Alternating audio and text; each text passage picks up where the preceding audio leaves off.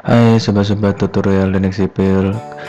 Video kali ini adalah lanjutan dari video part pertama, dimana pada video part kedua ini dalam metode integrasi ganda ini kita akan mencari berapa nilai rotasi atau putaran sudut pada titik C atau pada tengah bentang balok ketika dikenai beban terpusat P, kemudian berapa nilai rotasi atau putaran sudut atau slope pada titik tumpuan sendi A dan titik tumpuan roll B menggunakan metode integrasi ganda.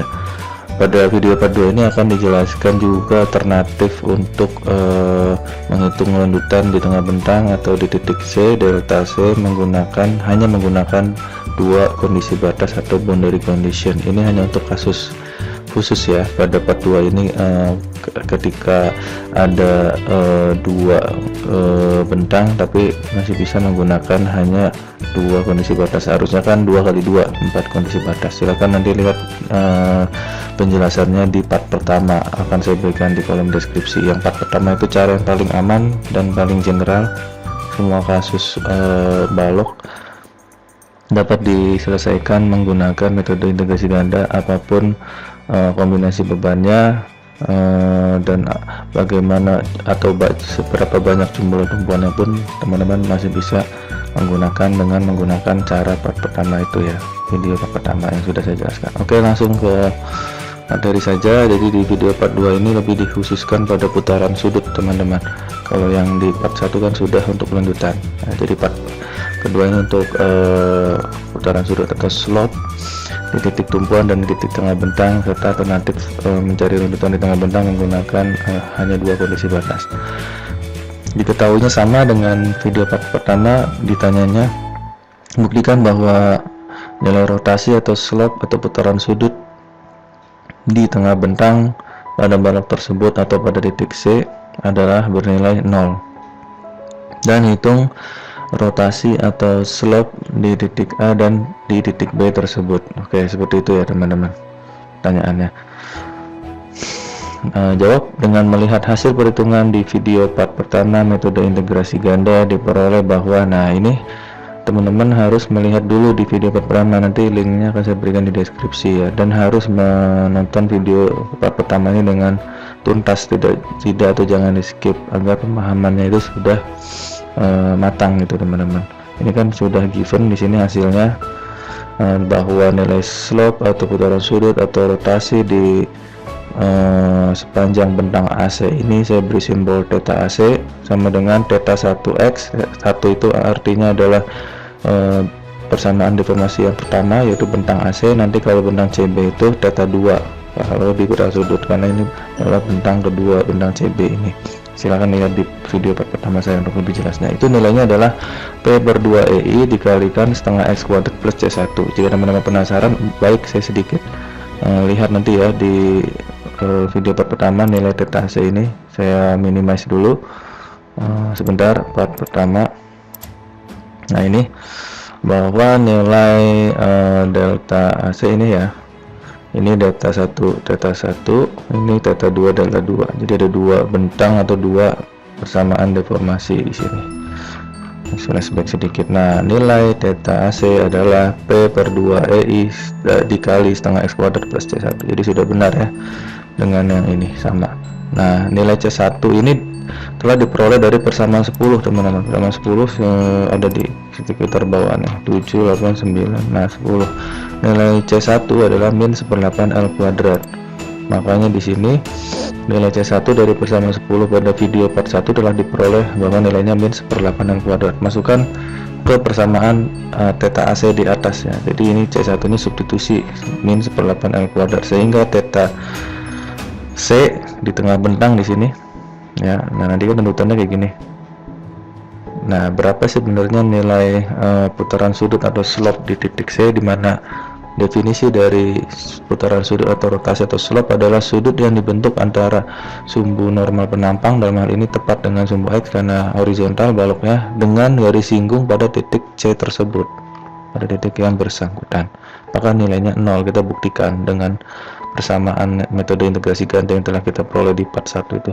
Dimasukkan C1 nya min 1/8 L kuadrat sehingga diperoleh Theta C adalah P per 2i dikali setengah X kuadrat. Nah, X kuadratnya di substitusi, nilai X nya adalah L per 2. Kenapa L per 2? Karena L nya kan dari A ke B adalah L, panjang bentang balok totalnya, sehingga A ke C nya adalah setengah L atau L per 2. Nah, substitusi sehingga X nya menjadi L per 2, karena ini kuadrat lagi, dikurangi 1/8 L kuadrat, ini adalah nilai C1. Nah, sehingga diperoleh bahwa L kuadrat 2 kuadrat adalah 4 kali 2 8. Nah, 1/8 L kuadrat dikurangi 1/8 L kuadrat, ini habis 0 kan. 0 dikalikan P per 2i adalah 0. Pertanyaan pertama sudah terjawab bahwa nilai theta C itu nilainya adalah 0 ya. Seperti itu teman-teman. Jika saya simulasikan di di Microsoft Paint untuk gambarannya, boleh ya teman-teman, biar teman-teman paham apakah yang dimaksud dengan theta C. Saya screenshot dulu ini ya, agar lebih mudah. Oke, saya copy, kemudian saya copy di sini. Nah, kita mau membuat kurang lebih nanti bentuk terdeformasinya secara parabolik seperti ini, dan teman-teman tahu bahwa sebentar ya,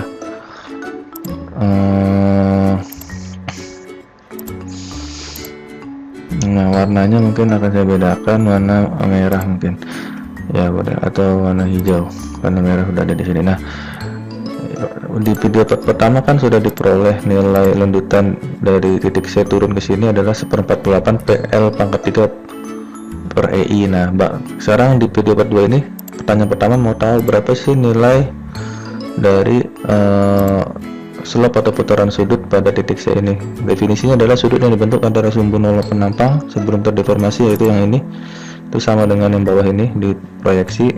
Karena di baloknya horizontal, maka sumbu searah dengan sumbu X dengan garis singgung di titik C ini ya. C ini kan setelah terdeformasi di bawah. Nah, garis singgungnya karena dia di tengah berarti berimpit dengan sumbu norma penampang tadi ya, sehingga sudut theta C nya adalah memang benar 0 teman-teman. Ini checklist. Nah, jadi ini sudah benar, maka pertanyaan di sini sudah benar, nilainya harus 0. Artinya apa? Kesimpulannya, untuk kasus balok sederhana, jika beban terpusat bekerja tepat di tengah bentang, maka nilai slope atau rotasi atau putaran sudut di tengah bentang tersebut pasti 0. Atau dengan kata lain, di lokasi di mana lendutan atau defleksinya maksimum, maka nilai rotasi atau putaran sudutnya atau slope-nya di lokasi tersebut bernilai 0. Perhatikan bahwa di sepanjang bentang AB ini, maka nilai lendutan maksimumnya jika bebannya tepat di tengah bentang P ini adalah di titik C ini, di tengah bentang, yang nilainya sudah saya buktikan di video part 1.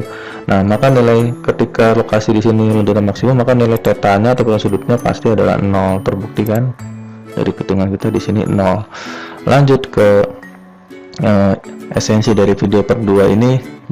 Seperti yang saya janjikan di video part pertama, kita masih bisa untuk kasus khusus atau tertentu ini masih bisa menggunakan dua syarat kondisi batas. Tidak harus menggunakan 4 kondisi batas jika kondisinya tertentu atau khusus seperti ini contohnya ya. Nah, ini perhatikan, karena kita tahu bahwa nilai theta di titik C atau theta C adalah 0. Kenapa kita tahu 0? Karena lendutannya maksimum di tengah bentang, maka tetanya pasti 0. Nah, kita bisa memanfaatkan syarat batas ini sebenarnya teman-teman. Nah, perhatikan kata-katanya, sehingga sebenarnya untuk perhitungan lendutan di tengah bentang atau lendutan di titik C tersebut, kita masih bisa menggunakan bantuan kondisi batas theta C dengan 0 untuk menghitung nilai C1. Perhatikan delta C yang saya sudah hitung di video part pertama adalah ini ya. Saya scroll back dulu. Persamaan umum deformasinya adalah ini teman-teman. Delta C atau lendutannya delta 1x atau delta AC sama lendutannya adalah P per 2i dikali 1/6 X pangkat 3 plus C1x plus C2. C1x tadi udah ketemu ya, ini 1/8 L kuadrat kalau nggak salah. Nah, C2 nya juga udah ketemu di video part pertama ini. Nilai C2 nya adalah setelah melalui perjalanan yang cukup panjang, C2 nya adalah 0 kalau nggak salah dari kondisi batas ya, 0 ya kalau nggak salah, 0 di kondisi batas pertama. Nah, ini nih tuh C2 nya 0, sehingga nanti bisa diperoleh hasil bahwa, nah ini kan yang tadi saya sebutkan, C1 nya adalah belum dicari ya, jadi C1 nya itu ceritanya tidak menggunakan cara yang di video pertama, sehingga tidak min 1/8 L kuadrat. Nanti kita coba ya menggunakan sifat slope atau rotasi di titik C nya adalah 0. Perhatikan, ini kan belum ketemu nih, hanya nilai C1 yang belum diperoleh pada video pertama, karena nilai C2 itu sudah 0 menggunakan syarat kondisi batas pertama, yaitu nilai delta di titik X sama dengan 0 adalah 0, sehingga diperoleh seperti ini kan, C2 ini lanjutannya 0, dapat nilai C2 nya 0. Nah, tinggal kita nyari C1 nya kita coba pakai sifat tadi, slope di tengah bentangnya adalah 0. Nah ini nih, theta C nya adalah 0 kan, karena di sini di titik C itu nilai lanjutannya maksimum. Alternatif mencari nilai C1 untuk komparasi mencari nilai C1 pada video pertama ya, yang komparasi, sehingga untuk X sama dengan L/2 di tengah bentang balok AB pada persamaan deformasi pertama yang ini, yang AC, bentang AC, berlaku theta C sama dengan 0. Theta C adalah theta 1 saat X adalah nilainya L/2, karena C nilainya adalah L/2 di tengah bentang, itu nilainya adalah 0 kan.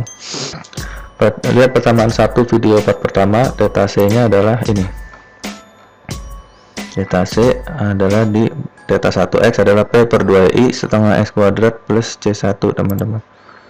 Nah, P/2i setengah X kuadrat plus C1 ya.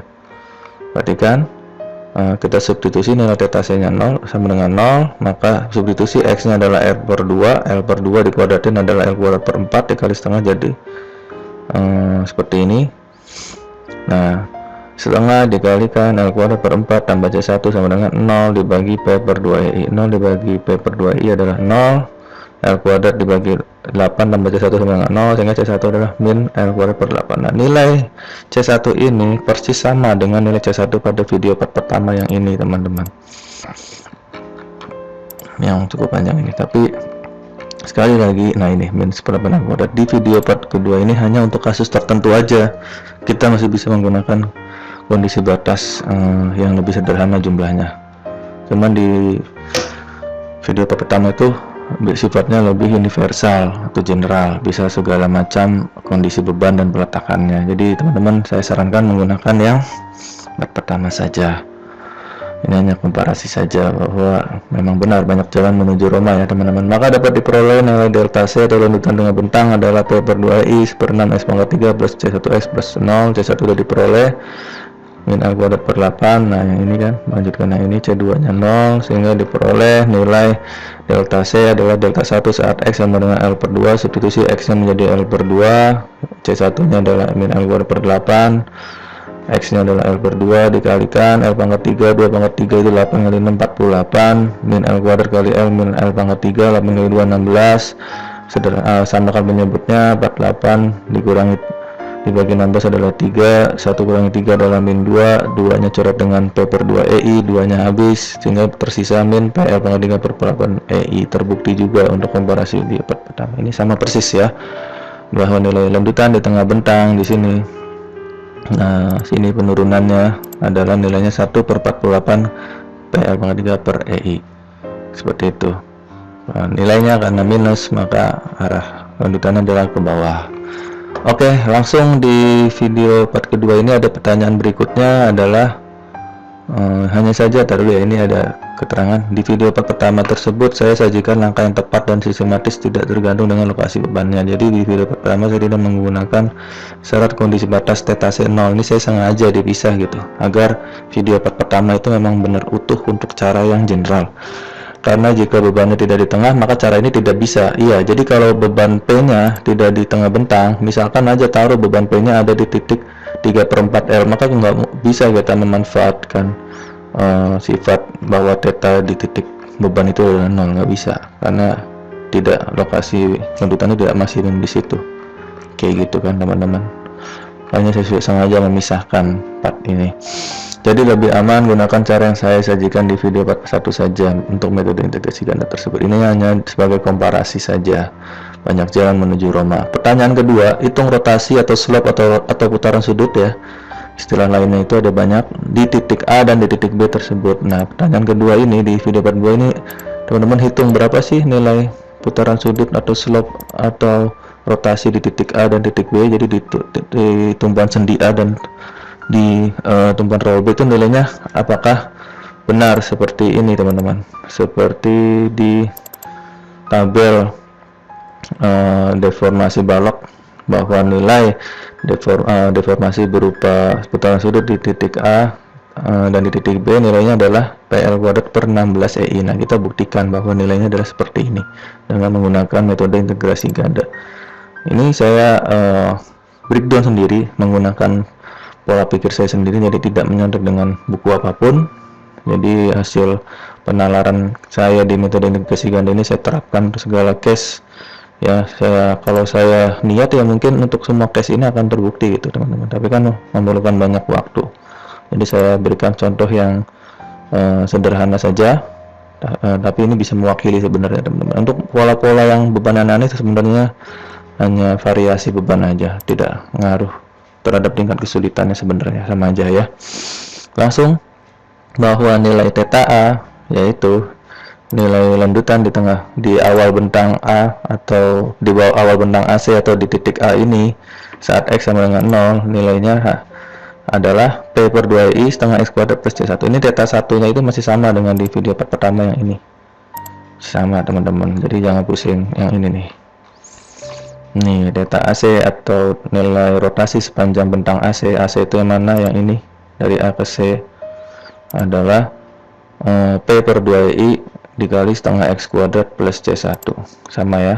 Nah, C1 nya kan tadi udah diperoleh min 1/8 L kuadrat ya, bebas ini pakai yang cara general aja ya.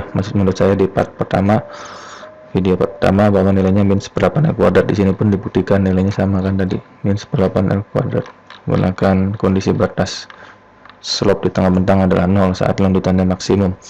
Maka diperoleh bahwa dengan substitusi nilai X nya 0, karena di sendi A itu nilai X nya 0 karena titik awal tinjauan bentang, maka setengah kali X kuadrat kali 0 kuadrat itu 0 min 1/8 L kuadrat. Nah, maka 0 dikurangi 1/8 L kuadrat adalah min 1/8 L kuadrat, 8 kali 2 adalah 16, minusnya masih ada minus PL kuadrat per 16 EI. Nah, tanda minus karena nilai tetanya negatif, maka arah rotasi atau putaran sudut atau slope di titik A adalah searah jarum jam, atau bahasa Inggrisnya clockwise, jadi searah jarum jam. Teman-teman kalau pusing arah searah jarum jam atau enggak, coba sekarang lihat jam dinding atau jam tangan yang teman-teman punya ya, atau jam yang di HP itu gerakan jarum detiknya itu benar nggak seperti ini, karena masih ada aja yang terbalik gitu teman-teman, padahal kan sangat mudah.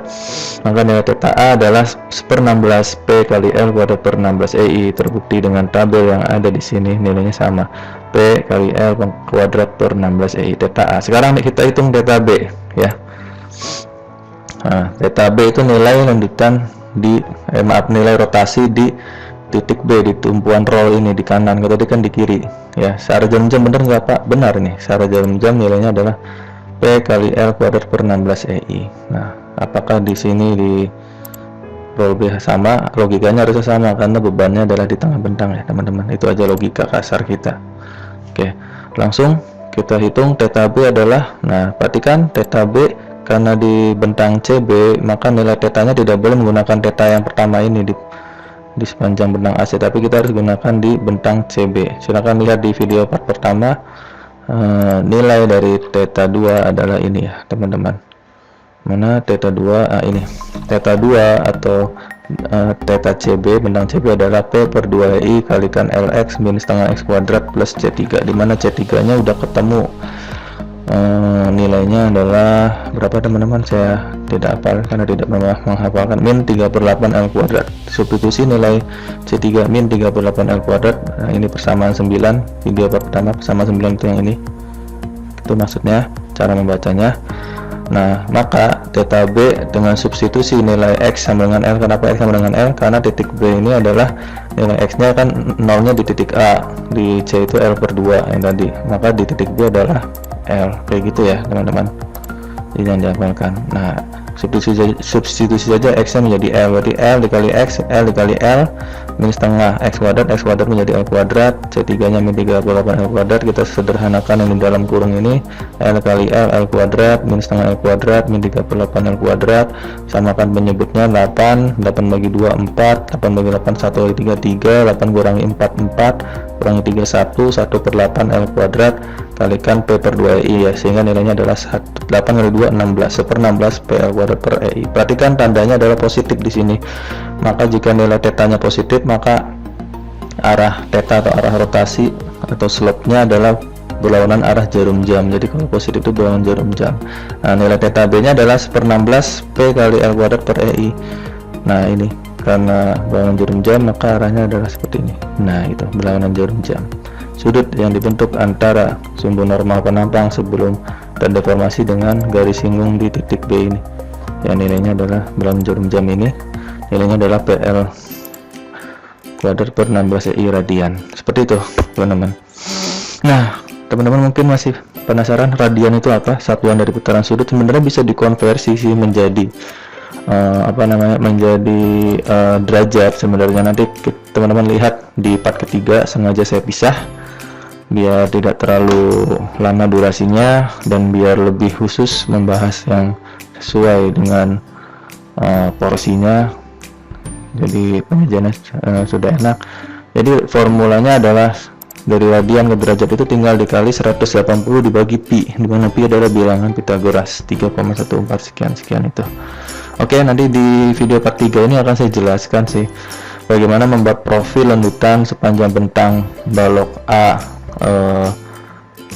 B ini menggunakan metode integrasi ganda. Jadi teman-teman bisa nanti membuat tabel lanjutan dan tabel rotasinya, nanti tinggal plotting menggunakan grafik insert chart di software atau aplikasi Microsoft Excel ini. Nanti diperoleh bahwa nilai profil lanjutan dan putaran sudutnya seperti ini, profil deformasinya. Nah, ini akan sama nanti nilainya dengan deform shape-nya SAP 2000. Mungkin kalau ada waktu akan saya berikan tutorialnya juga ya, mungkin biar teman-teman tahu gitu bahwa menggunakan SAP 2000 akan diperoleh hasil yang sama ya teman-teman. Nanti akan saya berikan part 4-nya komparasi dengan SAP 2000. Harapan kita nilai lanjutan dan rotasinya nanti akan sama persis. Oke, mungkin untuk part 2 saya hentikan di sini. Teman-teman jangan lupa lihat part 1 dan part 3-nya, nanti akan saya berikan di link deskripsi video part 2 ini ya teman-teman, agar pemahamannya dapat menyeluruh. Saya akhiri, jika teman-teman suka dengan video ini silahkan klik tombol like-nya, jangan lupa subscribe agar mendapatkan notifikasi video terbaru yang dahsyat dari saya ini tanpa hafalan. Jadi semua mata kuliah teknik sipil itu jangan dihafalkan namun dipahami konsepnya. Akhir kata saya ucapkan wassalamualaikum warahmatullahi wabarakatuh. Have a nice learning. Teman-teman semangat belajar dari rumahnya, study from home.